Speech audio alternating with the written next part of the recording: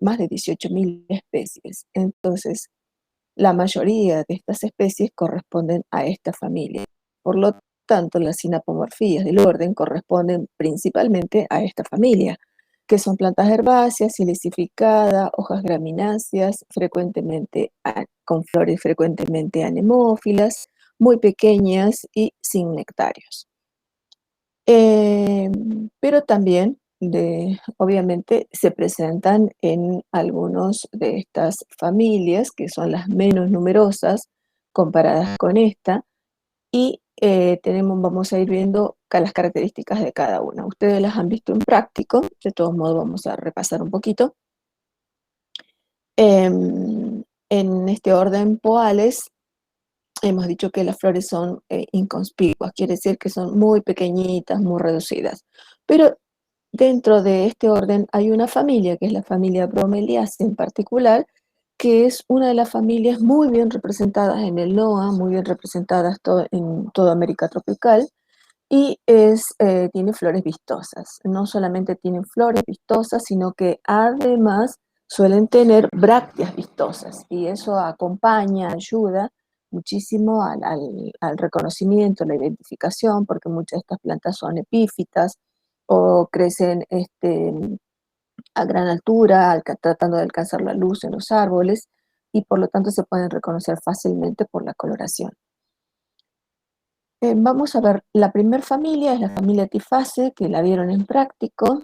Deben haber visto que las hojas son bien acintadas, tienen las inflorescencias muy particulares, con flores muy reducidas, y estas inflorescencias en realidad este es un espádice y está protegido por una espata. Es solo que acá, a diferencia de las aráceas, la espata no es grande, colorida, sino más bien es muy semejante a las hojas, muy parecida a las hojas, es solo que es una hoja más que está acompañando a esta inflorescencia. Y estas plantas son frecuentes en ambientes palustres, tienen rizomas profundos, por lo tanto, en la época de sequía, si las hojas llegaran a morir todas, el rizoma queda activo igualmente debajo de la tierra, solamente que no produce hojas porque bueno, no tiene las condiciones necesarias para hacerlo, pues no tiene agua fundamentalmente.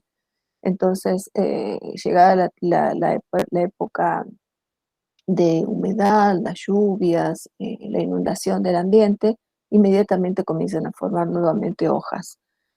Eso es porque los rizomas están adentro, y cuando queremos eliminar estas plantas, en realidad no tenemos que eliminar las hojas, tenemos que eliminar el rizoma. Como son plantas de ambientes palustres, tienen adaptaciones para ambientes de ese tipo, así que ustedes en práctico, o si no los han visto, los van a ver, para ver que si cortamos la hoja en su longitud, vamos a encontrar una serie de cámaras aeríferas que son uniseriadas y son muy particulares. Y estas cámaras, es increíble que parezcan tan delicadas y a simple vista muy frágiles, pero sin embargo se mantienen aún en los fósiles. Muchas veces estas plantas se pueden reconocer en depósitos lacustres, donde generalmente tenían plantas de ambiente palustre, y las hojas, a diferencia de las gramíneas que no tienen las cámaras, estas se pueden identificar rápidamente por las cámaras. Así que no ténganlo en cuenta, porque es algo que se puede presentar en los fósiles. En la inflorescencia tiene flores muy pequeñitas, prácticamente pasan desapercibidas. En prácticos deben haber visto que en la parte basal tienen unos ejes, tiene un eje principal, otros ejes secundarios donde se ubican las flores pistiladas. Las flores pistiladas no tienen un perianto, tienen una especie de bracteolas, pelos alrededor, que son las que protegen justamente o permiten más bien que cuando se el fruto pueda dispersarse, eso es todo. Y de hecho que le otorga cierta protección, porque al estar ubicadas en la base, en otros ejes, tiene un cierto volumen. Por eso es que las flores pistiladas suelen verse con un diámetro en la inflorescencia mucho mayor que las flores estaminadas, que están en la parte superior. Y las flores estaminadas también son aperiantadas y son estambres solamente agrupados que están protegidos por este tipo de bracteolas, de pelos, que se encuentran en la inflorescencia. Especies tenemos muchísimas. Nosotros en Argentina se utilizan básicamente para ornamentación. No tenemos no les damos tantas aplicaciones en nuestra región, pero sí las hojas se utilizan muchísimo para cestería, por ejemplo. Fundamentalmente las hojas y bueno, en el campo se utilizan para otras cosas también, qué sé yo, limpiar el horno de barro, en fin, tiene un sinfín de aplicaciones. Tenemos Tifa dominguensis, que es una de las más comunes, de las más frecuentes que tenemos por acá.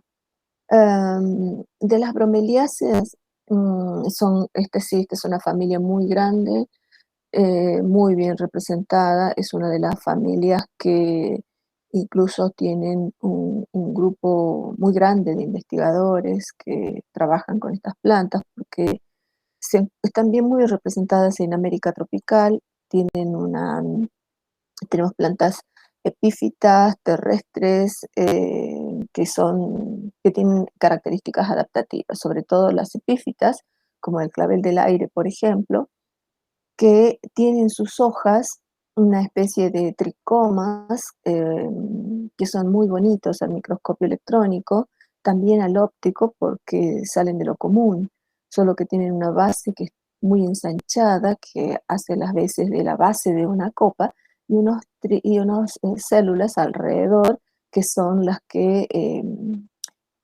conforman o originan una cierta cavidad donde el agua o el vapor se condensa y luego el agua líquida puede ingresar a través de esos pelos a las hojas.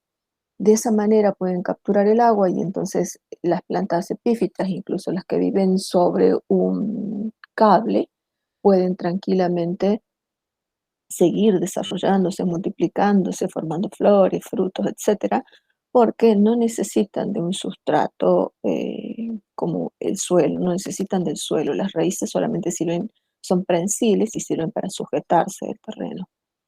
Estas epífitas, que son las más abundantes en nuestra zona, y tienen las hojas basales arrocetadas, y esta disposición arrocetada hace que se genere en la axila un espacio donde pueden incluso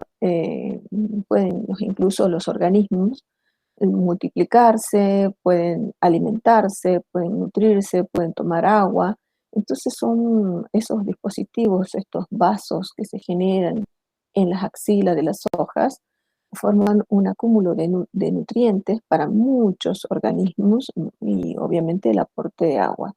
Así que son muy, pero muy importantes desde el punto de vista ecológico porque forman parte de una comunidad y que no solamente nos interesa identificar la planta.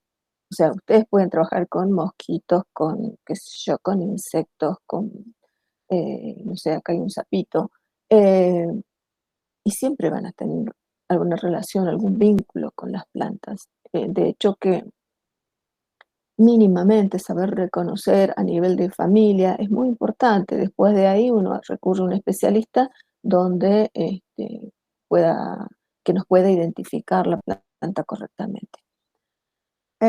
Nosotros tenemos en la base estas hojas que son arrocetadas y el eje tiene que continuar, porque ¿cómo se origina esto? Simplemente por los entrenudos que están acortados. Entonces, cuando los entrenudos son muy cortos, las hojas están una encima de la otra, no solapándose, sino dispuestas de manera tal que no haya ningún tipo de intervención de la una con la otra, solamente protección y todas pueden aprovechar la luz. Y el eje obviamente continúa creciendo y remata en la inflorescencia.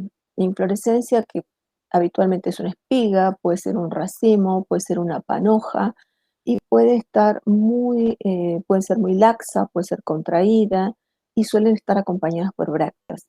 Esas brácteas pueden incluso acompañar desde el pie de la inflorescencia Y estas brácteas, en el caso ya de las flores, incluso pueden tener otra coloración o una coloración semejante, pero también contribuyen a lo que es la inflorescencia. En yungas, sobre todo acá nomás en la quebrada de el Camino al Ester, en La Caldera, van a encontrar, por ejemplo, Tillandsia australis, que es una de las más grandes.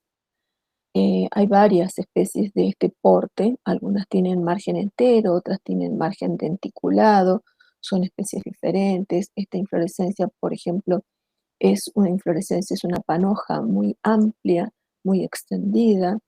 Acá tenemos género Briacea, ven que tiene la misma estructura, la misma morfología y tiene flores de color amarillo. Este es Acmea, que es otra de las que también encontramos acá en Yungas, es solo que esta inflorescencia es mucho más contraída y es de color rosado, tanto las brácteas como las flores. Y tenemos también las de terrestres. Las terrestres también pasa exactamente lo mismo y las reconocemos por la disposición espiralada que tienen las hojas. Tanto bromelia como diquia suelen tener el margen espinoso, entonces no es tan fácil colectar estas plantas. De hecho, que tampoco pueden colectar una planta. Acá solamente sacar una hoja y flores. Con eso es más que suficiente, no necesitan toda la planta. Bromelia serra, como esta que están viendo acá, que es típica de Chaco. Esta es Vicia floribunda, que también es también de ambiente chaqueño, de las laderas serranas que tenemos alrededor nuestro. También se encuentra en la región del monte, tiene una distribución un poco más amplia y se reconocen fácilmente porque justamente eh, se permiten que se identifiquen rápido, primero porque es difícil encontrar una planta comida por los animales. Se pueden comer las flores o los frutos, pero difícil comerse las hojas porque son bastante agresivas, tienen un margen espinoso. Y después en la región fitogeográfica así del monte, ayer vimos zigofilales, en esa región, y si vamos camino a Cafayate, vamos a encontrar a orillas del camino este paisaje cubierto de las laderas con Deuterocognia que tiene varias especies. Esta, la más grande, la que podemos ver a orillas del camino fácilmente, esta es de Deuterocognia haumani. Pero también tenemos, por ejemplo, cuando ya llegamos o cuando ingresamos a lo que sería la garganta del diablo, nos causa impresión ver las laderas muy arriba con una especie de césped. Y en realidad cuando nos acercamos, cuando la vemos muy de cerca, lo que tienen son pequeñas bromeliáceas que corresponden al género Deuterocognia brevifolia. Son como estas, pero en miniatura, y se disponen una al lado de la otra y forman una especie de mata que se ubica sobre las laderas de las montañas. Cuando comienzan a formarse, se generan así pequeñas matitas que luego pueden cubrir una ladera, sobre todo en la parte de arriba, que es mucho más evidente. Esta evidentemente necesita un poco más de humedad, por eso se ubican en las laderas superiores. En cambio, estas se ubican en la parte inferior. Deuterocognia, posiblemente en el apunte viejo lo deben haber visto con el nombre de Abromeitiela. Luego fue transferido a este género que es el género Deuterocognia, que es un género un poco más reciente, pero son también bromeliáceas, todas son bromeliáceas.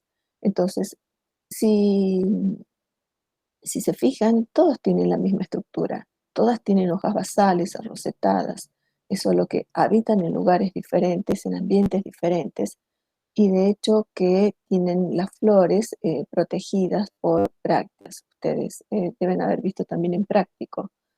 ¿Y por qué es una familia muy bien representada? Porque está en todos los ambientes. Las tenemos en Chaco, en Yungas, en Monte y en La Puna. Y en la puna tenemos el género puya, que es uno de los géneros más comunes, o en lo que es las partes altas y secas. Y cuando florecen, florecen no con una inflorescencia contraída, sino es una inflorescencia muy, pero muy densa y posiblemente superan el tamaño de la planta. Y en invierno y en la época seca, lo que vamos a ver es esto, nada más. Las hojas por lo general están cubiertas, ya cuando en la época de sequía corre mucho viento, entonces las hojas se cubren de polvo. Em, Esto es cuando todavía, cuando recién florecen, tipo enero, febrero, después de las lluvias, en las partes altas y está todo limpio. Y ya en la parte tipo agosto, que es en la época que todavía no tenemos lluvias en esta región, la vamos a ver con este aspecto. Entonces, las vamos a reconocer fácilmente justamente por las inflorescencias, no por el colorido de las flores, sino por el tamaño que tienen las inflorescencias. Bien, son todas familias muy distintas. En las ciperáceas encontramos lo que conocemos o lo que quizás los que vivimos en esta zona no tenemos la fortuna de ver este paisaje. Esto es más de ambientes palustres, esto es orilla del río Nilo, entonces van a ver una gran cantidad de ciperáceas y ciperáceas enormes. Pero bueno, tenemos un ciperus justamente de este porte en la puerta de la facultad, que no sé si está florecido en esta época, pero no me fijé, pero las usamos como ornamentales. En su ambiente natural crecen de esta manera. ¿Qué es lo que tienen? También tienen rizomas. En algunas ciperáceas esos rizomas son comestibles. En nuestra región habitualmente no se consumen, pero sí tienen una gran cantidad de almidón y nutrientes, así que se pueden consumir. Pueden ser pequeños, pueden ser grandes, dependiendo de la especie, pero tenemos un rizoma. Y luego vamos a tener las hojas, que son de tipo graminiforme, más bien, dispuestas en la parte basal, donde los entrenudos son cortos.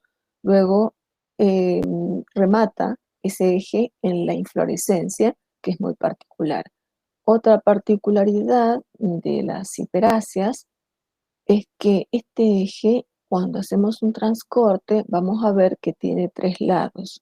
Entonces es un transcorte trígono. Si nos llegáramos a confundir o a mirar o encontrar estas plantas junto con las poáceas tienen un transcorte circular, en cambio estas tienen un transcorte triangular.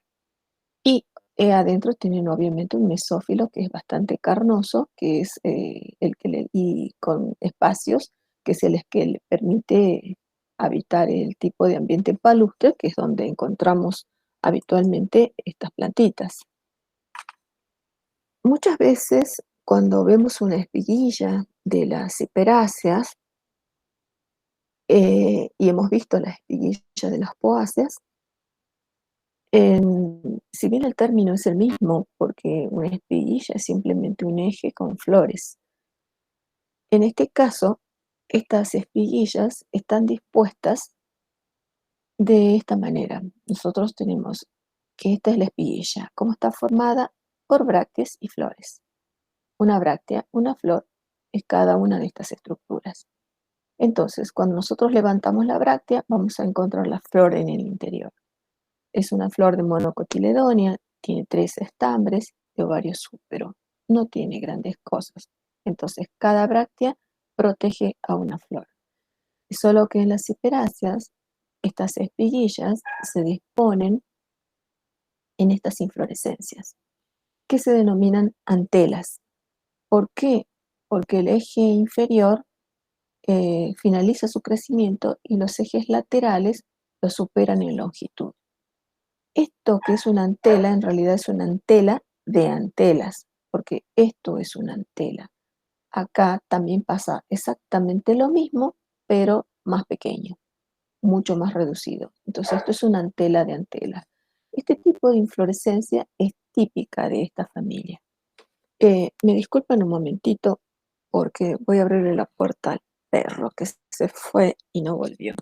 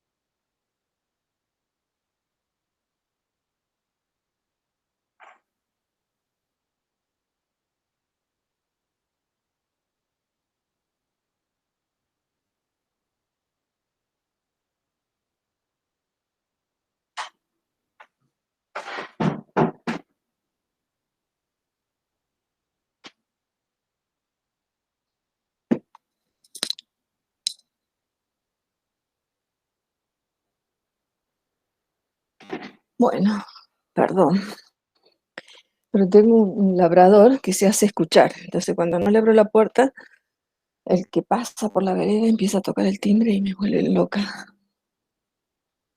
Bien, ¿dónde estábamos acá? Este espiguillo, eh, ¿ustedes vieron ayer el video de Poasia que les puse en la plataforma?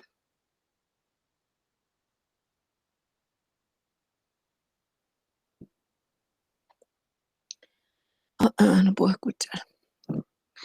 ¿Me escuchan o no?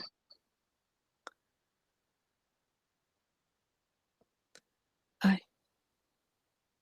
bueno, se supone que sí.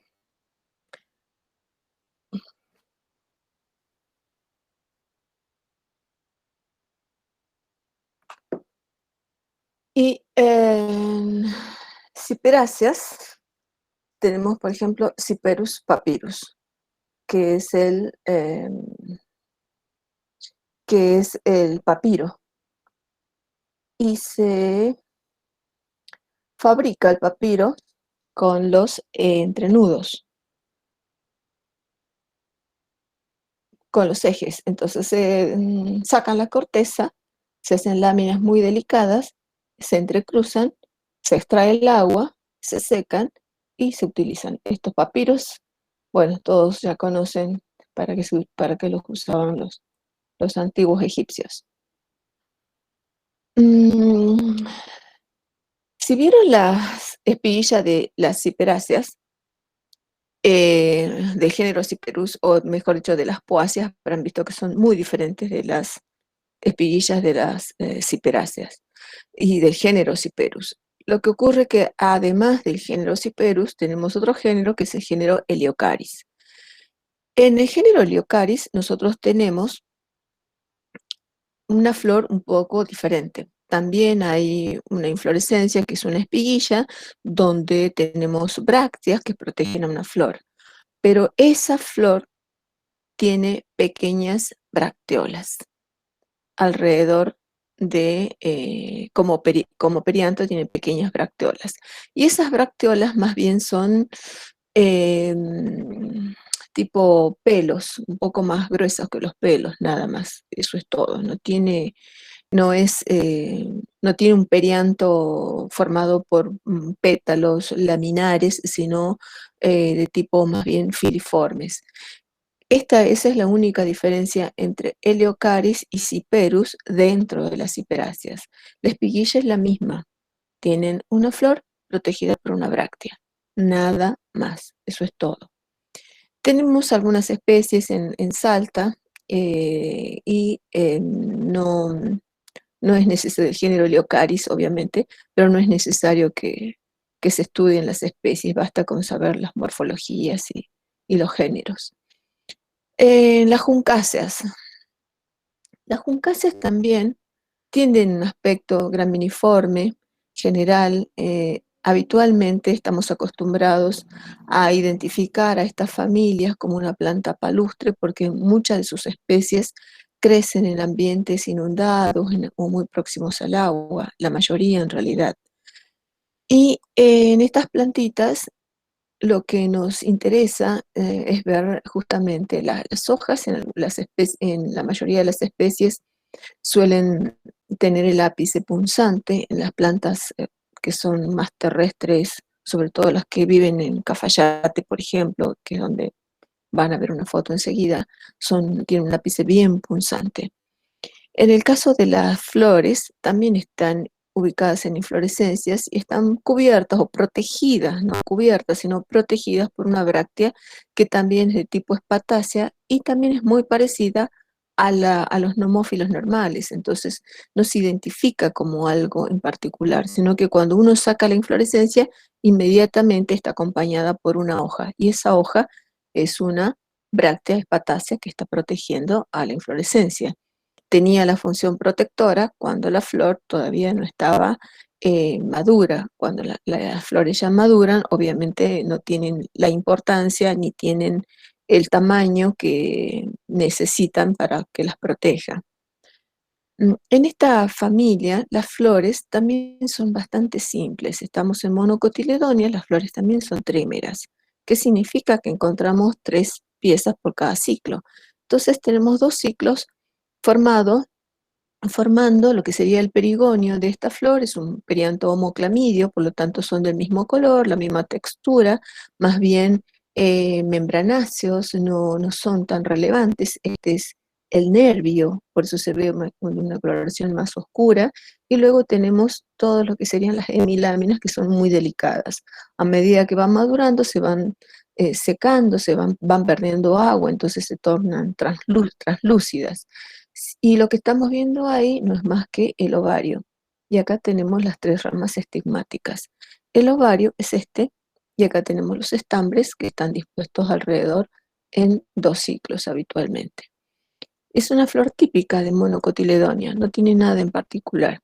Esta es la planta que les quería, a la que hacía referencia hace un momento, que es Ioncus acutus, que es una planta también terrestre de gran porte, de gran altura.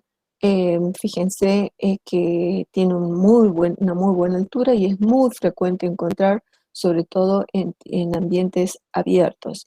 Difícil de colectar porque las hojas suelen ser bastante rígidas, muy duras, y tienen el ápice que termina en una espina, entonces es muy difícil colectarlas. Cuando queremos colectar esta planta no la tenemos que colectar desde arriba, sino desde abajo. Tenemos que cortar abajo y sale completamente la hoja con la inflorescencia. Y las hojas se utilizan para cestería. Esas son Estas son las hojas que cuando se secan se cierran y forman una especie de cordón. Y como forman esta especie de cordón, como se ve ahí, se pueden tejer o se pueden manipular para hacer este tipo de trabajos. Em, es decir, que hemos visto en la familia Tiface, donde tenemos las totoras, las bromeliáceas, que son muy abundantes, están en muy diversos ambientes, las juncáceas, que podemos tener plantas terrestres como las nuestras, pero también hay muchísimas plantas palustres, que en realidad son las más numerosas, y las ciperáceas, que tienen las flores organizadas en espiguillas. Vamos a ver la familia Poaceae. Eh, bueno, a ver, ¿qué pasó?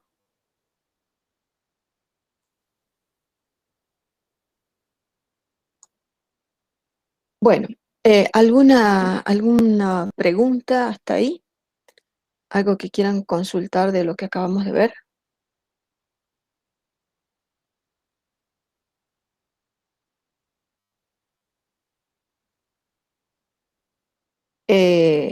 ¿Nada? ¿Me escuchan o no? Porque estoy hablando sola. Tienen todos los micrófonos apagados. Sí, se escucha, profe. Ah, ok. Em, Pero yo digo, como se fueron todos a desayunar y me dejaron a mí acá. Sí, no. Em, yo tenía una duda. Hay una planta que le dicen jaguar, jaguar. que es, sí, Mm, es pero bromelia, está en serra. frío. Ah, promedio. Es una Sí, porque bromelia, es sí. parecida a la... Sí, las bromelias, algo que no les dije, porque en realidad lo que hice fue una síntesis así muy rápida para cortar el tema, es que las bromelias se utilizan mucho por sus fibras. Eso es lo que más se aprovecha y se usan las fibras justamente para hacer una gran cantidad de artesanías. Las fibras son muy, muy duras y muy duraderas. Son muy fáciles de utilizar también porque lo que hacen con las hojas es arrancar las hojas y sacar toda la parte blanda, las dejan secar y bueno, se extraen las fibras. Las fibras se utilizan muchísimo. Gracias, profe. Ok, vamos a ver entonces. Mm,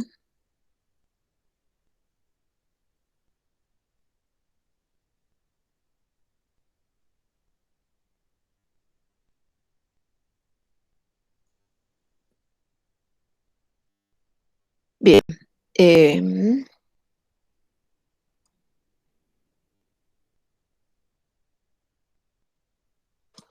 vamos a ver poáceas.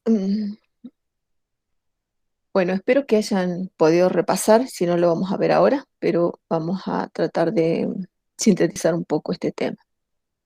Lo que nos interesa es ver la variabilidad morfológica que tiene la espiguilla y es lo que otorga y lo que caracteriza y lo que permite clasificar las plantas. Esta familia es la que tiene todas las características que estuvimos viendo, las sinapomorfías más que nada para el orden, que son hojas gramináceas, epidermis silicificada, flores pequeñas, diminutas, y es una familia muy grande, es una familia muy importante desde el punto de vista económico, porque acá tenemos el trigo, la cebada, el centeno, el arroz, el maíz, tenemos avena. Como esta es una imagen eh, que no representa nuestros cereales, sino más bien los de otra parte, acá en realidad debería estar el sorgo para nosotros. Acá está puesto el mijo, que es más valioso para otros países, pero para nosotros el sorgo es fundamental, es una de las plantas más importantes. Bien. Mm. Importancia económica. Acá tenemos plantas graníferas, que son las que acabamos de ver, plantas forrajeras, que son las que se utilizan fundamentalmente para alimentar a los animales, plantas de uso industrial, que son aquellas plantas de las cuales extraemos productos, como la caña de azúcar, que para nosotros es muy importante, otra que también es valioso es la cebada cervecera y el sorgo, que utilizamos muchísimo, sobre todo las pajas, o lo que nosotros conocemos como pajas, que son las inflorescencias. Las oleaginosas para la extracción de aceite, las usamos como ornamentales, también las usamos como fijadoras de terrenos, que es muy importante desde el punto de vista ecológico. De las 12.000 especies que existen en el mundo, en la Argentina hay unas 1.300. No se tienen que aprender 1.000 ni 300, con que sepan 10 es suficiente, o sea, es el 1%, ni eso. ¿Qué características tienen las poáceas? El rizoma. Vamos a tener plantas con un rizoma grande, contundente, de crecimiento definido, y otras que no tienen crecimiento definido, que son las que se extienden a través de estolones. Entonces la planta se fija en un lugar, emite un estolón, el estolón se eje, se apoya en el suelo, produce raíces, genera una nueva planta, esa nueva planta vuelve a formar un estolón.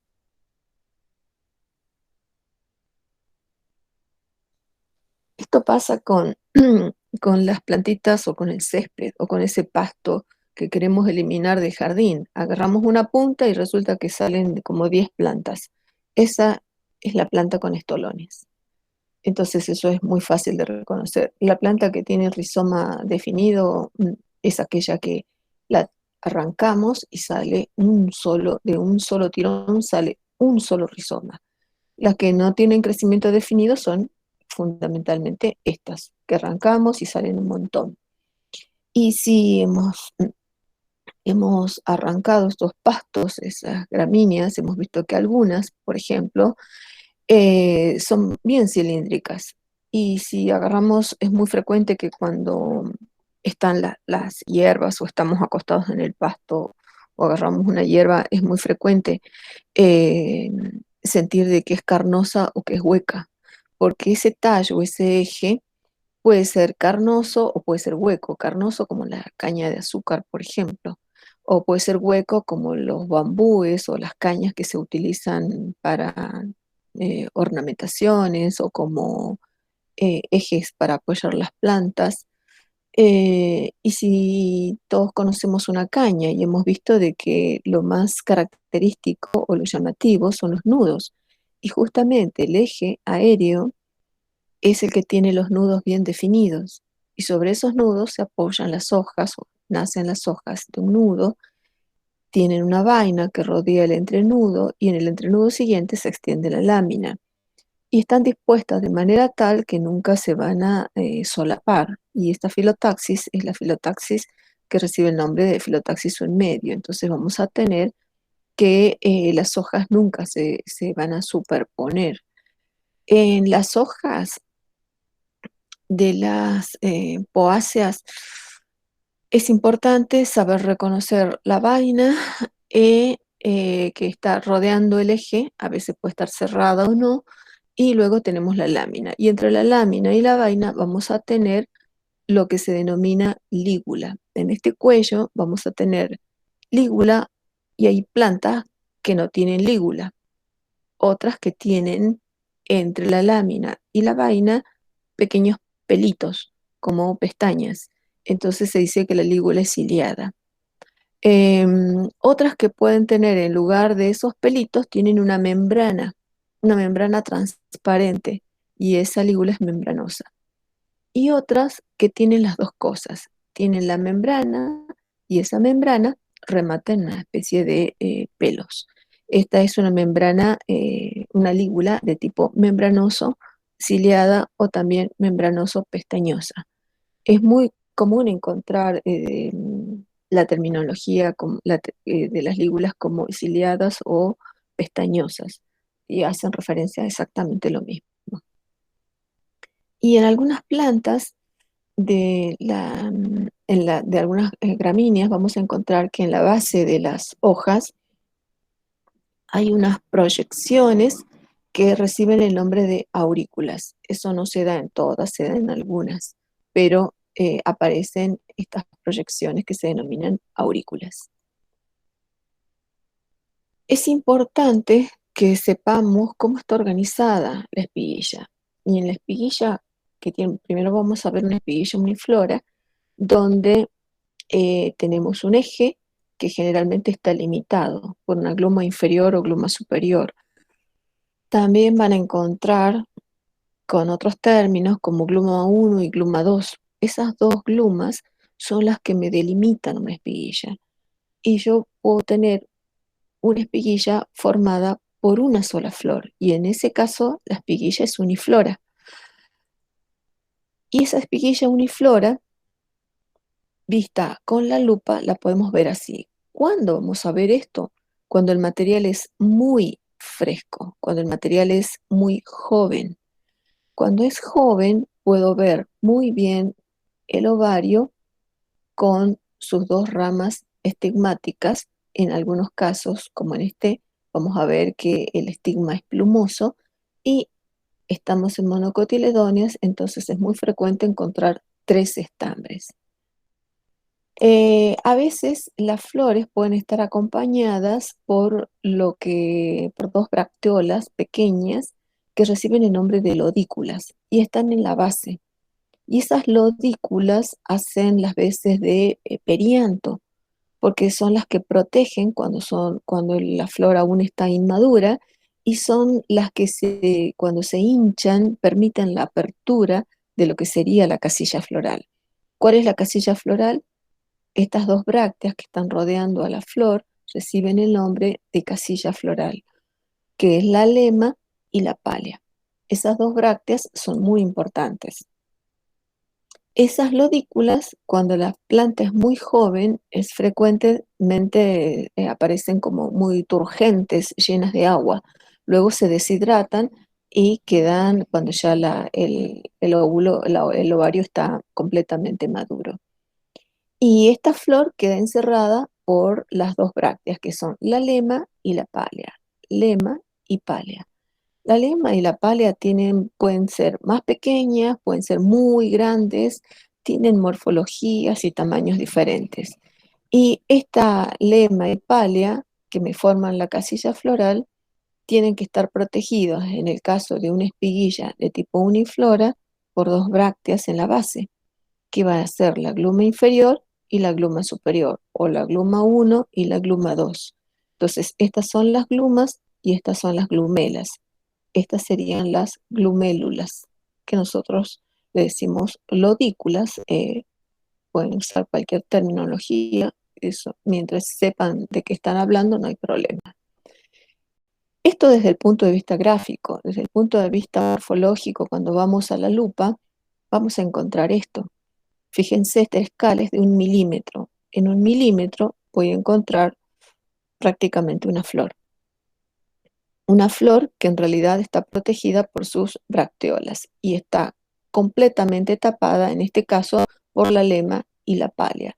Esta es la pálea, esa es la lema, esta es la pálea se ve del otro lado y lo mismo pasa acá. Y esta es la gluma 1 y la gluma 2. Bien, esto ocurre con una espiguilla de tipo uniflora. ¿Qué pasa cuando la espiguilla es pluriflora? También tiene que estar limitada por una gluma inferior y una gluma superior. Y también va a tener, ay, ¿qué pasó? Y también va a tener flores, va a tener varias flores si es una espiguilla pluriflora. Vamos a tener la primera flor, en este caso en la base, protegida por la lema, la pálea y la flor. Esta es una casilla o el antesio fértil, una casilla floral o un antesio fértil. Y acá tengo un antesio fértil, 2, 3, 4 antesios fértiles. Y tengo un antesio apical que es un antesio estéril. Este tipo de espiguilla que tiene las flores fértiles en la base y la estéril en la parte apical recibe el nombre de espiguilla basítona. ¿Por qué? Porque tengo las fértiles en la base y la estéril en la parte apical. Esta es una espiguilla basítona. Em, la articulación por arriba o por debajo de las glumas tiene que ver, y es importante para agronomía sobre todo, y tiene que ver de qué es lo que ocurre cuando se forma la semilla. Cuando la semilla madura, se desprende de la espiguilla, pero puede ocurrir que se desprenda acá, por arriba de las glumas. Si se desprende por arriba de las glumas, el grano se dice que es desnudo. ¿Por qué el grano es desnudo? Y porque no trae nada con él. En cambio, si se desprende desde la base por debajo de las glumas, el grano cuando se desprenda se va a desprender con este par de bracteolas, con este par de glumas, y entonces decimos que el grano es vestido. Por eso en agronomía se habla de grano desnudo o granos vestidos. Y ya vamos a ver luego qué es lo que va pasando en los distintos grupos. No quiero mezclar mucho porque si no me voy a perder y los voy a perder a ustedes. Bueno, ¿se entendió esto? ¿Cómo es la espiguilla? Sí, profe. Bien. Esto de todos modos está puesto en la plataforma, lo van a poder repasar nuevamente para el parcial. Ahora, esas espiguillas están limitadas por dos bracteolas o por dos glumas. Esas espiguillas, ¿dónde están? Y se ubican sobre un eje en una inflorescencia. Esas inflorescencias son estas. Puede ser de que las espiguillas se ubiquen sobre un solo lado del raquis de la espiguilla, y entonces esta espiguilla recibe el nombre de unilateral. ¿Por qué? Porque cada una de estas que ven acá son unas espiguillas. Son espiguillas. Entonces, estas espiguillas todas se ubican sobre un solo lado del eje. Esa es una espiguilla unilateral. Puede ser que se ubiquen hacia ambos lados, y esta es una espiguilla pluriflora que está ubicada al frente de la otra, y estas son espiguillas dísticas. O puede ser que las espiguillas estén ubicadas en forma helicoidal alrededor de un eje principal. O puede ser que se organicen en racimos o en panojas, y las panojas, en ese caso, vamos a tener panojas laxas, como la de la avena, por ejemplo, o podemos tener panojas contraídas, en el caso del sorgo, que es muy característico. Entonces, no importa cómo sea la inflorescencia, ¿qué es lo que tengo que identificar para identificar una gramínea o una poácea? La espiguilla. Voy a tener muchos tipos de inflorescencias, pero yo tengo que identificar cómo es la espiguilla. La clasificación es muy... la clasificación obviamente, esta es una de las últimas que ha salido, hay otra que no la he puesto, pero es una clasificación que también está hecha con caracteres morfológicos, palinológicos, moleculares, químicos, una gran cantidad de caracteres que todos los caracteres posibles de una planta se han puesto o se han utilizado para hacer esta clasificación filogenética. Y existe un grupo que se dedica exclusivamente a estas plantas, y ustedes los pueden chequear o pueden ingresar al sitio y pueden ver un poco más de lo que van a ver en esta clase acerca de las gramíneas. Lo que nos interesa a nosotros de esta clasificación es algunas nada más de las subfamilias. Como siempre, vamos a tener muchísimas subfamilias, de las cuales vamos a elegir o vamos a ver nosotros solamente 6 subfamilias. Vamos a ver las panicoides, las arundinoides, cloroides, erartroides, bambusoides y pooides. Esas son las subfamilias que vamos a estudiar. Y está organizado en forma esquemática. Este esquema después se los voy a subir también a la plataforma. Y es una de las formas que también pueden hacer o pueden organizar ustedes sus apuntes para estudiarlos, porque es algo muy práctico.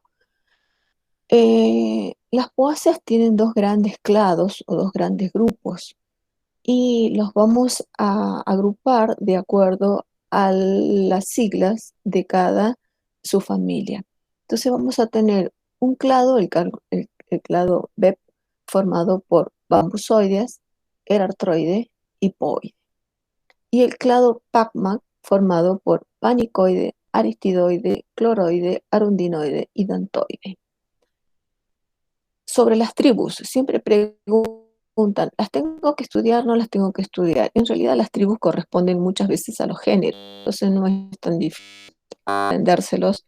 Esto, si me quiero sacar 10, me estudio esto. Si me quiero sacar un 6, me estudio todo esto. Si me quiero sacar un 4, me estudio esto. A mí lo que me interesa es que ustedes sepan reconocer una gramínea y que sepan los caracteres, o que sepan dónde están, que no vayan a confundir con otros grupos, nada más. Vamos a ver, vamos a ir viendo cada una de estas subfamilias separadas. Por eso era que quería dedicarle un poco más de tiempo a este tema, porque es un poco más largo. Y se van a dar cuenta al final de que en realidad las conocen a todas. La primera subfamilia es la subfamilia bambusoide. Es una subfamilia de ambientes tropicales, fundamentalmente. Nosotros también tenemos especies nativas, muchas de ellas se utilizan como ornamentales, como cultivadas, y seguramente habrán visto estas cañas Y en la puerta de la facultad incluso tenemos una que es ornamental, no tiene la altura de esta, que tiene unos 30 metros, y la de la facultad debe tener unos 3 metros, no, 5 metros más o menos, porque es otra especie, pero todas son de muy buen porte. Algunas tienen tallo macizo, otras tienen tallos huecos.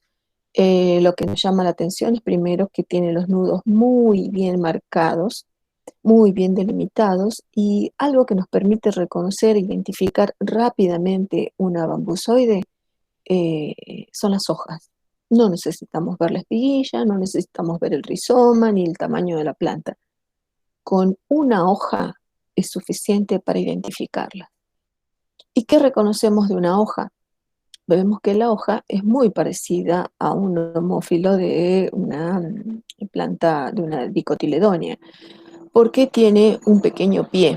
Pero este pequeño pie es un pseudopecíolo, es una constricción que se produce en la lámina y que origina esto que se denomina pseudopecíolo. Entonces podemos ver la lámina con este pseudopecíolo muy característico. Así que no necesitamos ni la planta, ni las flores, ni las panojas, ni nada. Con una hoja podemos saber que esto es una bambusoide. Esto corresponde al género Guadua, que es un característico típico del NEA, Guadua angustifolia. Nosotros la cultivamos muchísimo para hacer una gran cantidad de cosas. El nombre común es Tacuara guazú, que es uno de los más comunes. Luego tenemos esta, que es Filostaquis aurea, que le dicen bambú amarillo porque la caña es de color amarillo. Las hojas quedan prácticamente en la parte superior y a medida que va creciendo la planta, las hojas de abajo se mueren, se desprenden, se caen y quedan acá en el suelo, y la caña es de color amarillo. Tenemos los taquis nigra, para los que les gusta pescar, que también se extrae de estas plantas, de una bambusoide, y los que van a pescar habrán visto, o no es necesario ir a pescar, pero los que han agarrado una caña de pescar habrán visto eh, la flexibilidad que tiene. Es una caña que tiene una gran flexibilidad, se saca de esta subfamilia. Luego tenemos esta guadua, que se utiliza. Esta es una foto de la base del Parque Nacional Calilegua. Antes de entrar al parque, no corresponde al parque. ¿Y para qué se ha utilizado? Para hacer una cortina rompevientos. ¿Por qué? Y porque acá pusieron un santuario de una virgen, creo que es la Virgen de Guadalupe, y acá colocaron unos troncos que hacen las veces de asientos, y esto es una especie de mesadas para hacer un picnic. Miren el tamaño de las personas, miren el tamaño de las plantas, para que vean el porte que tiene. Es solamente para eso, para los que conocen o los que han ido, han transitado por ese lugar. Este es el género Guadua angustifolia. Pero nosotros también tenemos algunas especies nativas, y una de esas es el género Chusquea. Chusquea crece tanto en el NOA como en la Patagonia. ¿Qué significa? Que si nos vamos a los bosques andinos patagónicos y estamos paseando, ahora que pueden salir o que pueden hacer excursiones en la Patagonia y en el NOA, van a encontrar que salen entre el bosque estas pequeñas cañas muy finitas, largas, largas, y que las hojas se encuentran, se ramifican a nivel de nudos. Entonces, estos nudos dan la impresión como si fueran bromelias agrupadas. ¿Por qué? Porque crecen muy contraídas, son ramificaciones muy contraídas que crecen en los nudos. Entonces la caña no se abre, sino que la caña es un eje que tiene todos esos entrenudos muy comprimidos, porque las ramificaciones, que son estas, están muy contraídas. Y son muy características, se reconocen muy fácilmente. Si van por el Parque Nacional Carilegua, las van a encontrar a orillas de los caminos. Y si van hasta también a Bariloche, en la Patagonia en sí, las van a encontrar de la misma manera, son también del mismo tamaño. La nuestra se llama Chusquea lorenciana, que es la caña tacuara, a todas le dicen tacuara, pues es un nombre común, es del NOA, y la de la Patagonia es Chusquea culeu. Le dicen caña coligüe en la Patagonia. También tiene muchísimas aplicaciones. Y todos, cuando vemos imágenes, sobre todo del oso panda, lo vemos comiendo. Y lo que consumen son los tallos de los bambúes, porque ya dijimos que pueden tener tallos macizos o tallos huecos. Entonces, estos son tallos macizos que se pueden consumir. Y obviamente también se utilizan para ornamentación, que son plantas muy, muy elegantes. Bien, vimos las bambusoides, donde tenemos el género Guadua y el género Chusquea, que es un género nativo, y son muy fáciles de reconocer. Vamos a esta subfamilia, que es la subfamilia Erarthroide. Y acá, en esta subfamilia, tenemos el arroz, Oryza sativa, que le da el nombre a la tribu, que es la tribu Oryzia. Estas plantas son plantas palustres, muy comunes, muy comunes en un paisaje de Oriente, de la India. China es el país de mejor o de mayor producción de arroz y le sigue la India, donde se cultiva el arroz, pero el arroz no fue originario, ya lo voy a explicar cómo es el origen, veamos cómo es la espiguilla. En estas plantas vamos a encontrar que las espiguillas son unifloras. Cada grano de arroz viene de una espiguilla. Es solo que esta espiguilla tiene una sola flor fértil. Las otras son bracteolas que no tienen flores. Y muchas veces estas espiguillas están acompañadas por estas bracteolas y cuando se desprenden las llevan consigo. Y es cuando nosotros compramos un arroz económico, vamos a encontrar que tiene unas especies de cascaritas, esas pequeñas hojitas que en general no les prestamos atención, pero si las sacamos con cuidado, vamos a ver que no es nada más ni nada menos que una gluma o una glumela. El arroz, hay una gran una gran cantidad de variedades, por lo tanto, y también si vamos a comprar arroz, vamos a ver que hay variedad de precios. Y la variedad de precios depende de la variedad de arroz y depende de la calidad y depende de los tratamientos que tenga. El arroz más económico va a ser el arroz que contenga justamente estas pequeñas brácteas o bracteolas que están acompañando al grano. El grano tiene una sola flor fértil. Es originario, las plantas son originarias de África, pero fueron domesticadas en Asia. Por eso es que Asia es uno de los países donde tiene una gran diversificación y tiene una gran cantidad de variedades. Obviamente necesitan condiciones adecuadas para su crecimiento. No podemos hacer un emprendimiento ni poner una pyme con cultivo de arroz en el Valle del Lerma porque no tenemos este tipo de ambiente inundado que necesitan estas plantas. Los granos tienen tamaños, formas diferentes, colores diferentes, etc. También tenemos una planta nativa dentro de esta tribu Oryzia, que es el género Luciola. Y si las miramos o vemos la imagen, podemos ver de que justamente nos da la impresión de que esta panoja tiene espiguillas unifloras o con una sola flor fértil. Eso es todo, nada más. Las orizoides o las erartroides tienen una espiguilla uniflora. Las bambusoides se reconocen fácilmente por sus pecíolos contraídos. Vamos a la subfamilia Poide. En esta subfamilia vamos a encontrar plantas muy importantes desde el punto de vista económico y plantas que habitualmente las podemos ver en el cultivo, en nuestra región, en los jardines, que pisamos, que tocamos. Son plantas que las conocemos. Así que no son plantas traídas de otro planeta ni de otro continente, son plantas que vemos a diario. En esta subfamilia Apoide tenemos una tribu que es la Bromea, que corresponde al género Bromus, donde tenemos Bromus catárticus, que vieron en práctico seguramente, que es la cebadilla criolla.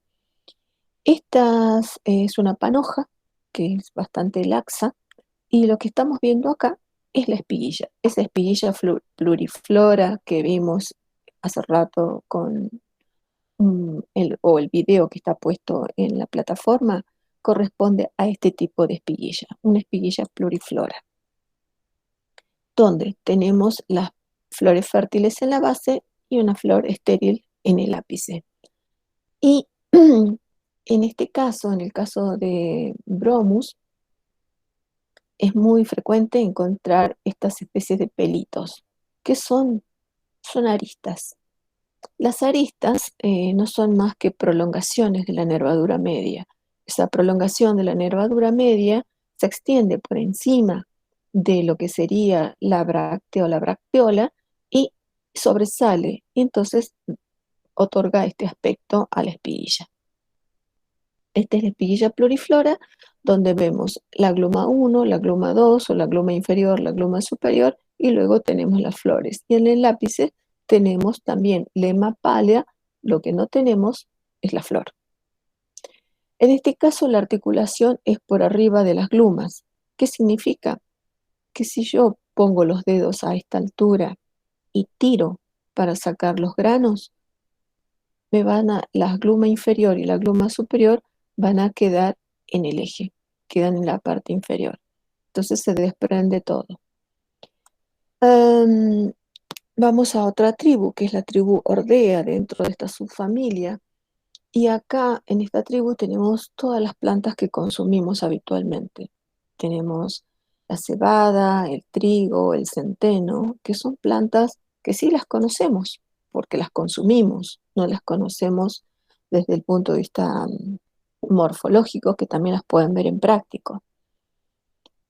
Una de las características de esta tribu es de que vamos a encontrar acá espiguillas sésiles y que podemos encontrar espiguillas, una espiguilla pluriflora por nudo, podemos encontrar dos espiguillas por nudo o podemos encontrar tres espiguillas por nudo.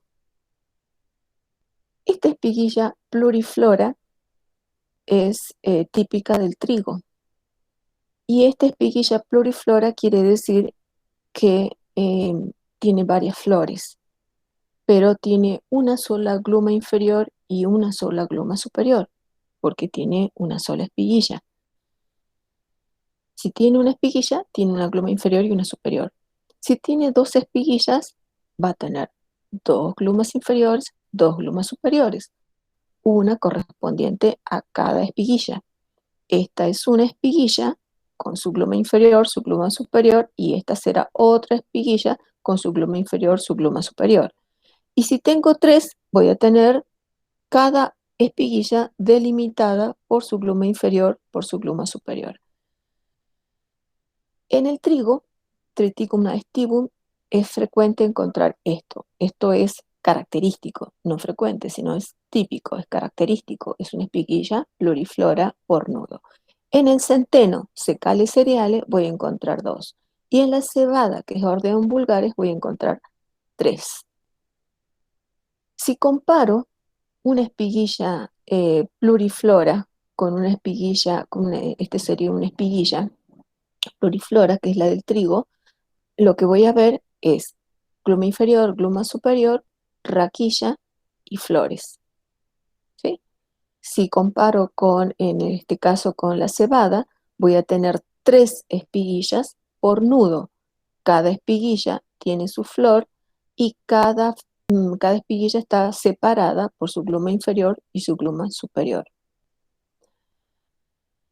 Otra característica que me permite reconocer o diferenciar el trigo de la cebada y el centeno es de que las las espiguillas del trigo tienen las brácteas y las bracteolas, o sea, la gluma inferior, superior, la lema y la pálea, con unos pequeños dientes que reciben el nombre de hombros.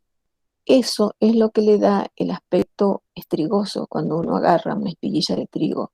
¿Por qué? Porque se encuentra con estos hombros que son punzantes, pero también se encuentra con pequeñas aristas que tienen unos pequeños dentículos.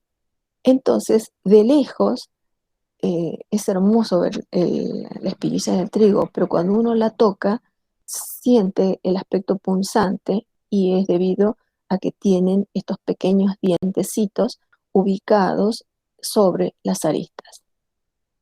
Otra característica es que las aristas que se presentan en el trigo no son tan largas. En cambio, la cebada y el centeno tienen aristas largas. En el caso este es el trigo, este es un detalle justamente esta es la gluma inferior, la gluma superior y acá tenemos las flores, donde serían la lema con la pálea. Y ven de que tienen esos pequeños dientecitos acá, esos reciben el nombre de hombros. Son unos pequeños dentículos que reciben el nombre de hombros. Y las aristas no son tan largas, son cortas. En el dibujo se ven incluso hasta más largas, pero son cortas comparadas con la cebada y el centeno. En el trigo vamos a tener diferentes tipos. Triticum durum, que tiene granos cristalinos y se usa, por ejemplo, para la producción de sémolas. Hay diferentes especies y se usan para diferentes cosas. Este es un trigo, es un grano casi transparente, por eso le dicen granos cristalinos. En el caso del centeno, tenemos dos espiguillas por nudo, también tiene aristas y tiene aristas muy largas para encontrar o para diferenciarlo fácilmente de las otras especies. Lo que tengo que ver es cuántas espiguillas tengo por nudo, nada más. Acá tenemos dos. Obviamente se utilizan los granos como harinas para consumo y también para la fabricación de vodka. Em, la cebada, que es algo que sí se cultiva mucho también acá en el Valle del Lerma, que es Ordeum vulgare, tiene 3 espiguillas por nudo y también presenta unas largas, muy, muy largas aristas que sobresalen, pero muy, incluso hasta son más largas que la misma espiguilla. Fíjense la longitud que tienen estas aristas, son muy largas. Obviamente las harinas se consumen, tienen consumo humano y también se usa como forraje.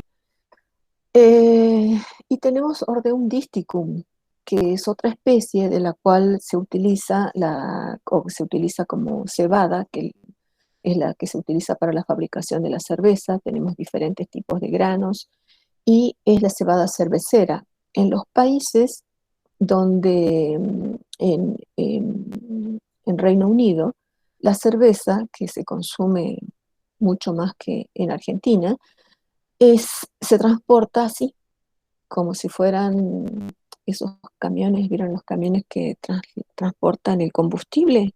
Así, de la misma manera, que pueden circular por las calles tranquilamente, trasladando, transportando la cerveza que van a los barriles de los bares, de los pubs, que incluso pueden haber hasta eh, dos tanques, uno al lado del otro. Para los no nativos esto es muy llamativo. Esto es común para nosotros encontrar un camión, qué sé yo, de combustible, YPF, no sé, por decir algo. Bueno, la importancia de la CB es una anécdota nada más, para que sepan la importancia que tiene el ordeum. Por lo menos traten de recordar lo que se usa para la fabricación de la cerveza. O cuando se tomen una cervecita después de rendir el parcial para olvidarse todo, va a ser un sábado, así que con más razón y ya van a poder salir tranquilamente. Recuerden que viene de Ordeum Disticum, una forma de ir aprendiendo algo o de recordar. No tienen que dejar los conocimientos solo para un parcial o un texto guardado. que queda por ahí en el olvido. Bien, vamos a otra tribu que es la tribu Poea, donde tenemos la avena. La avena también es algo que conocemos, algo que consumimos, y también la vieron en prácticos. Acá, en la que vieron en prácticos, es una avena que tiene una panoja bastante laxa y la utilizamos mucho para prácticos porque es muy fácil de reconocer, es una espiguilla fácil de conseguir también, porque crece como naturalizada, crece, se cultiva y se escapa de cultivo, entonces la podemos encontrar a orilla de los caminos. Eso es lo que en esta época no sé si tan frecuente, pero sí en verano, que es cuando se encuentra de todo por la orilla de la ruta, es común verla. Y las podemos ubicar inmediatamente porque tiene una panoja muy bonita, muy laxa. Y en prácticos deben haber visto que también tenemos una espiguilla que es pluriflora, que está protegida por la gluma 1, la gluma 2, y donde tenemos las flores. En este caso está esquematizado lo que sería o lo que corresponden a las aristas. Y en la parte superior tenemos la flor estéril. Estas brácteas o estas glumas que tienen aristas, se dicen en el caso de la avena que las aristas son geniculadas. Geniculadas porque se doblan, no son rectas como la que vimos recientemente en la cebada, en el centeno, sino que tienen una cierta torsión que contribuye justamente a la morfología de la espiguilla y recibe el nombre de arista geniculada. Por eso cuando ustedes la abren van a encontrar que sale esta arista, pero cuando abren la espiguilla van a ver que la gluma inferior y la superior se separan fácilmente. Eso también lo pueden ver en prácticos o en la clase que viene, pero si separan fácilmente y adentro van a encontrar justamente la espiguilla pluriflora y van a encontrar esta arista que está doblada. Esa arista es la arista geniculada, típica de la lema. En este caso, la arista 1 y la arista 2, o la arista inferior y la arista superior, o la gluma inferior y la gluma superior, suelen tener un aspecto navicular. Navicular porque tiene el aspecto de una nave, que sería un barquito, que está rodeando, protegiendo, encerrando a lo que sería la espiguilla. Entonces, visto desde afuera, vamos a ver esto. Cuando abrimos, separamos las glumas, vamos a encontrar adentro la espiguilla y obviamente tenemos las flores. Y en la parte superior el antesio estéril. Esto lo vieron en práctico, así que capaz que les es más familiar. Tenemos esta que es la avena fatua, que es la avena que se cultiva, o la avena común, la avena naturalizada, la que se encuentra a orilla de los caminos. Y tenemos la avena sativa, que tiene un aspecto muy parecido, muy semejante, solo que la panoja no es tan laxa, tan abierta, pero de este grano obviamente se obtiene la avena, que es la que se consume habitualmente en la comida. Luego tenemos otro género que es el género Phalaris, de donde se extrae el alpiste, ¿sí? Que es común. Y una plantita que se deben haber cansado de verla, ahora en la época seca ya se están muriendo, pero en invierno es muy frecuente encontrar un pastito muy tierno, muy blandito, y que tiene unas panojas blanquecinas. Esa es Poa annua. Le dicen pastito de invierno porque justamente aparece en invierno. Luego se seca y se muere porque las temperaturas no es muy conveniente para la planta.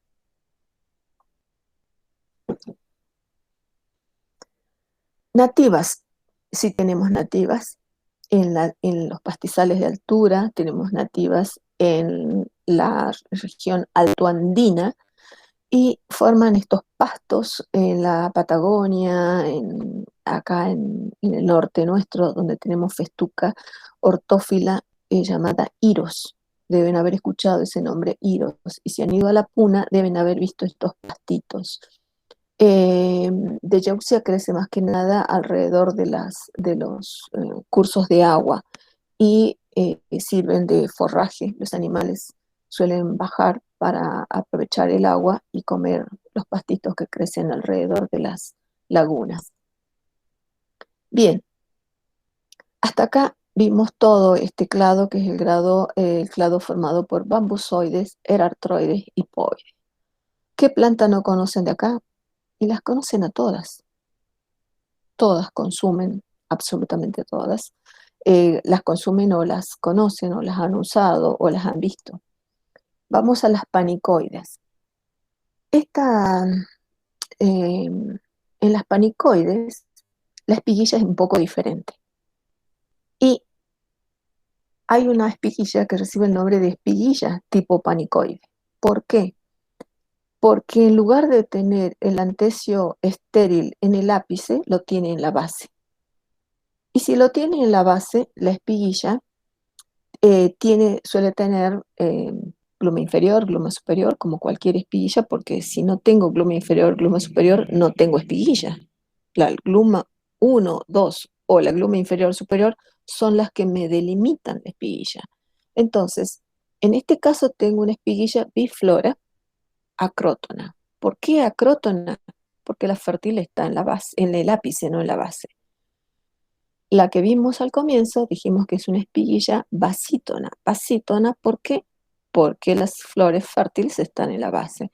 En este caso, la flor fértil está en el ápice. Y si está en el ápice, la espiguilla recibe el nombre de espiguilla acrótona. Entonces, acá tenemos la gluma 1 o la gluma inferior, la gluma superior y dos flores. La basal es el antecio estéril. Dentro de esta subfamilia panicoide, que tiene este tipo de espiguillas, tenemos, por ejemplo, el paspalum. Es una planta súper común, muy frecuente. Seguramente ya la tienen colectada, y en verano es muy frecuente ver esto. ¿Y qué es lo que estamos viendo acá? Y estamos viendo estas espiguillas, que pueden ser uni o bifloras, que seguramente en verano, cuando vemos esto, es lo que encontramos, o lo que penden son los estambres, en este caso de color lila. ¿Y qué es esto plumoso?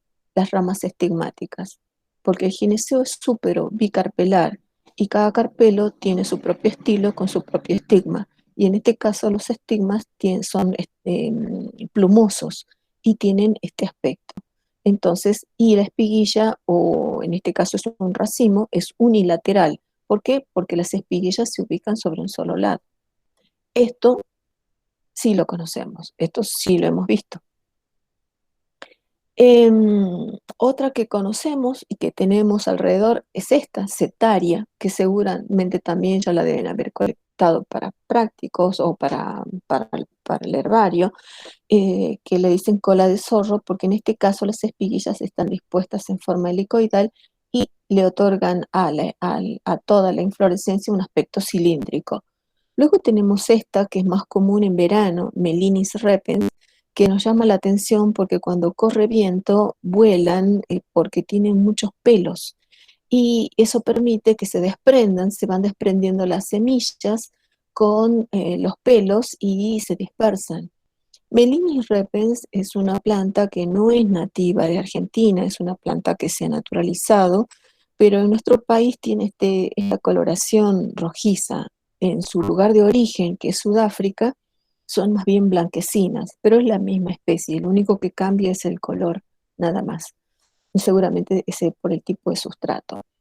Otra que conocemos y deben haber visto ustedes en las salidas de campo, si han ido a San Lorenzo, sobre todo a orillas de los caminos, porque es donde miramos, pero si nos metemos un poquito más adentro, también vamos a encontrar Oplismenus. Oplismenus hirtelus, es una panicoide, es una panicia que es típica de yungas, es nativa de yungas, y tiene una pequeña constricción que no llega a formar un pseudopecíolo. Esta tiene una constricción, pero no forma un pseudopecíolo, simplemente está reducido el tamaño, o está comprimido el tamaño, sí, una constricción en la base que no forma pseudopecíolo, o sea, no puede ser una bambusoide, es una panicoide. Esta panicoide, que es un Oplis menus, es típica de Yungas, es nativa nuestra. Dentro de esta subfamilia también tenemos la tribu Sacarae, que es donde encontramos una planta que seguramente deben haber visto en práctico. Perdón, me tengo la boca seca. Las espiguillas también son bifloras. Recuerden que estamos en panicoides, entonces la fértil está en el ápice, la estéril está en la base, tenemos gluma inferior, gluma superior. ¿Qué es lo que pasa acá? Y tenemos dos espiguillas apareadas. Una es sésil, que es esta, y otra es pedunculada, que es esta. Entonces tengo dos espiguillas apareadas. Cada espiguilla típica de panicoide voy a tener una basal habitualmente estéril y una apical fértil, ¿sí? A veces puede ocurrir que en la parte terminal, en el ápice, podamos tener tres espiguillas por nudo y no dos, como ocurre en el resto del eje. Eso es muy frecuente. Acá que tenemos plantas como la caña de azúcar, Saccharum officinarum, que tiene una caña muy maciza y de la cual también de este mismo género Saccharum tenemos unas plantas de hojas violáceas que se utilizan mucho ahora para ornamentación o como cortinas rompevientos. Es simplemente una variedad que se ha sacado de la caña de azúcar con fines ornamentales y también creo que está cultivada en la UNSA, en humanidades. Otra especie es el maíz. En el maíz nosotros, o ustedes deben haber visto en prácticos, que la espiguilla, o lo que nosotros llamamos choclo, en el maíz, vamos a encontrar que la espiga, las espiguillas están ubicadas en una inflorescencia que es una espiga, pero esta espiga es una espiga voluminosa, cilíndrica. ¿Qué tiene de particular? Y tiene de particular que tiene un eje bien engrosado y otra particularidad es que está acompañada por brácteas, muchas brácteas. Y esas brácteas se dicen brácteas espatáceas porque hace las veces de una espata. Y es lo que conocemos con el nombre de chalas. En el caso de las de inflorescencia pistilada, cuando agarramos un choclo, vemos habitualmente que los dientes están ubicados como de a pares, ¿sí? E incluso cuando los quieren sacar con la mano, se dan con que están ubicados de a pares. Y eso es porque sobre el eje tenemos una espiguilla biflora. Tenemos dos espiguillas que están apareadas y cada espiguilla es biflora. Pero esta es una panicoide. La base, la flor basal, es estéril y solamente vamos a tener una que es apical, fértil. ¿Qué es lo que ocurre con estas flores o estas espiguillas? Se apoyan sobre una cavidad. Como el eje es engrosado, se apoyan sobre una cavidad y esa cavidad recibe el nombre de cúpula. Esa espiguilla se apoya acá cuando se fecunda el óvulo, se desarrolla la semilla, tengo el grano. Y ese grano queda apoyado en este pequeño alveolo o pequeña cúpula que corresponde a esto. Pero si dijimos que tiene dos espiguillas apareadas por nudo, ¿dónde está la otra? Y al lado. Una es esta y la otra es la que está al lado. Entonces, esas son las dos espiguillas apareadas por nudo. ¿Y por qué tengo dos granos si tengo dos espiguillas? Y porque cada espiguilla tiene una sola flor fértil. Entonces voy a tener un solo grano. ¿Y qué pasó con las otras brácteas? ¿Qué pasó con estas brácteas que estaban acá? Y se quedan abajo. Y esas son las que ustedes muchas veces les quedan entre los dientes cuando comen un choclo. Si comemos un choclo y no tenemos el cuidado de sacar solo el grano, nos llevamos unas pequeñas hojitas transparentes que quedan y que son molestas en la boca o en los dientes.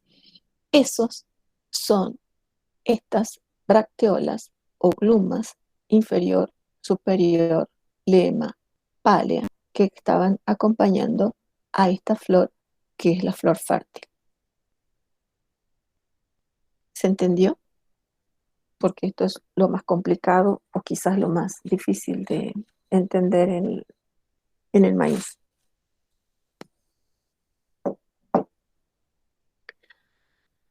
Bien, esto lo vieron también en práctico, así que capaz que estoy repitiendo algo que ya saben.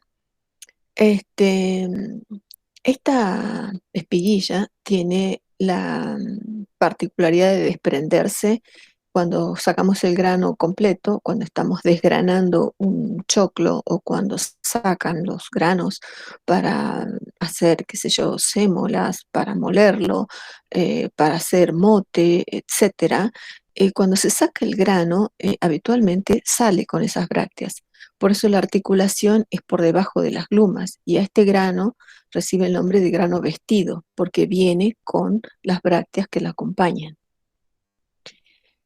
En el caso de la inflorescencia estaminada, que se ubica en el extremo distal de la planta, en el ápice, es una panoja bien, donde vamos a encontrar obviamente las flores. Es solo que acá las flores también están, las espiguillas están apareadas, tenemos dos por nudo, una sésil, una estéril, es solo que la basal no es estéril, sino es una espiguilla estaminada.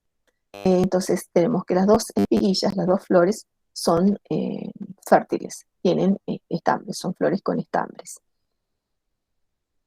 Tenemos una espiguilla pedicelada y una espiguilla estéril. De hecho que del maíz, bueno, acá en el norte sobre todo sabemos, o si han ido al mercado, o si han visto los granos de maíz, sabemos que existen una gran variedad de granos, de tipos, de especies, de variedades más que nada, de maíces que se consumen para distintas cosas. Y luego tenemos las tribu Arístide, que le hace honor justamente a las aristas. ¿Por qué? Porque se caracterizan y porque tienen, en este caso, lemas con tres aristas. Tiene el ápice, remata en tres aristas. Por eso tienen este aspecto. Eso es para que sepan reconocer cuando ven una arístide, inmediatamente lo que se ven son una gran cantidad de pelitos muy duros, firmes, que sobresalen, y eso se debe a las aristas. También son flores biflores. En el caso de las arístides tenemos esta que se conoce, que es muy común, muy frecuente en nuestra región, que le dicen flechillas, justamente por esas aristas que suelen sobresalir de la inflorescencia. Otra que conocemos, que está entre la tribu Cloridia en este caso, es Cloris, que es muy frecuente, y otro género es Sinodon, donde tenemos la pata de perdiz. También acá tenemos espiguillas que se disponen en forma, es una espiga, que se disponen en forma unilateral y todas nacen del mismo punto. Pueden ser, habitualmente son unifloras y lo que se destacan en este caso también son las aristas. Lo mismo pasa con la pata de perdiz o el Sinodon dactylon, donde también tenemos las espigas que nacen todas de un mismo eje y las flores o las espiguillas son unifloras y tienen la gluma inferior, la gluma superior, y acá está lo que correspondería a la flor o al antecio floral formado por la lema, la palia y la flor en el interior. Esto es lo que se ve en verano, sobre todo, o en los lugares húmedos, cuando estas plantas florecen, lo que sobresalen son los estambres y los estigmas plumosos de las flores, que son flores perfectas. Y dentro de las eragrostoideas tenemos, Eragrostide, tribu Eragrostide, tenemos el género Eragrostis, que también es una planta es la más común, es la que habitualmente, qué sé yo, si estamos tirados en el pasto o estamos en un pastizal, agarramos una de estas plantitas y sacamos las, eh, las espiguillas. Las flores son muy bonitas, muy, muy lindas para trabajar, pero hay que encontrar este material verde, bien verde, reciente.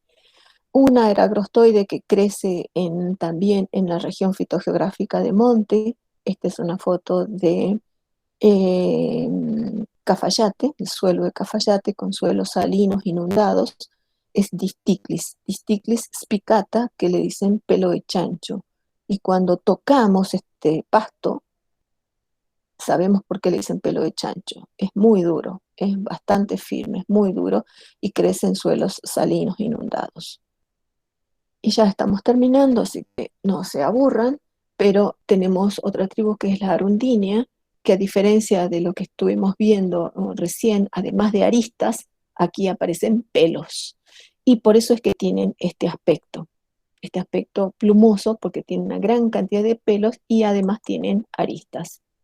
Una de las plantas más comunes, más frecuentes a orilla de los caminos. Si vamos por la ruta 34, vamos a encontrar que hasta llegar a Orán, hasta llegar a Bolivia, vamos a ver este paisaje. ¿Por qué? Es una planta que se introdujo con fines, porque es muy buena fijadora de terrenos, y por eso y se la usan también como cortinas rompeviento, porque es impenetrable lograr pasar sobre todo los cañaverales. Entonces, y como necesita agua, viene bien para cultivarlo a orillas de los cultivos de las cañas de azúcar, sobre todo. Se confunden con las cañas, que los cañaverales están en la parte interna y esto está a orilla del camino, pero se escapó de cultivo y ahora crece en cualquier parte. Y también tenemos las formas variegadas, que son estas que se cultivan como ornamentales. Es una planta que se puede cultivar muy bien, pero cuando nos descuidamos puede crecer y se puede propagar rápidamente. Es Arundodonax, que le dicen comúnmente caña de Castilla. Es una de las plantas más comunes, son las cañas que van a encontrar a orillas de la ruta. Es una maleza invasora, por eso es que ahora no la podemos controlar y ya prácticamente está desalojando nuestra flora nativa para ubicarse. Algo que llevaron al centro, o no sé si está cerca del centro de estudiantes por lo menos, es la cortaderia. La cortaderia o la cortadera, que es el nombre común, es una planta que sí la hemos visto, la hemos encontrado en muchísimos lugares porque la vamos a ver a orillas de los caminos, perdón, a orilla de los ríos, porque es una buena fijadora de terrenos y la vamos a ver sobre las laderas. ¿Para qué se usa? Para fijar laderas. Es una muy buena fijadora de laderas, tiene una panoja muy grande porque también tiene aristas y tiene pelos. Esa es la característica. Cortaderia hieronimi, que es la sibinguilla, incluso en el Parque Nacional Calilegua tienen un lugar que se denomina o que se ubica fácilmente cuando uno se pierde, dice, ¿dónde estás? ¿Más arriba o abajo de la sibinguilla? Y uno dice, ¿qué es la sibinguilla? Es una planta, pero es un lugar. A ese lugar, debido a que tiene toda la ladera cubierta de sibinguillas, le dicen, es un lugar dentro del parque que se conoce con ese nombre de sibinguilla. Como habrán visto, la diversidad es muy grande, no se tienen que aprender todos los nombres, sí los más importantes y los más relevantes, los que ustedes habitualmente conocen. Y que conocemos, y casi todas las que hemos visto las conocemos a todas. Capaz que no conocían, no sé, las bambusoideas o quizás algunas plantas que por ahí, eh, no sé qué planta les resultó novedosa o nueva, pero creo que de acá vimos prácticamente todo. Bien, eh, bueno, eso es todo prácticamente. No sé si quieren preguntar algo, si tienen alguna duda, pero bueno, no sé si quieren decirme algo más. Ujú.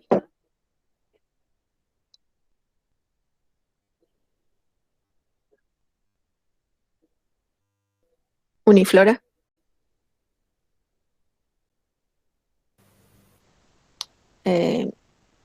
No sé, ¿qué pasó? No se escucha. Se le apagó el micrófono. Ah, sí, puede ser. Bien.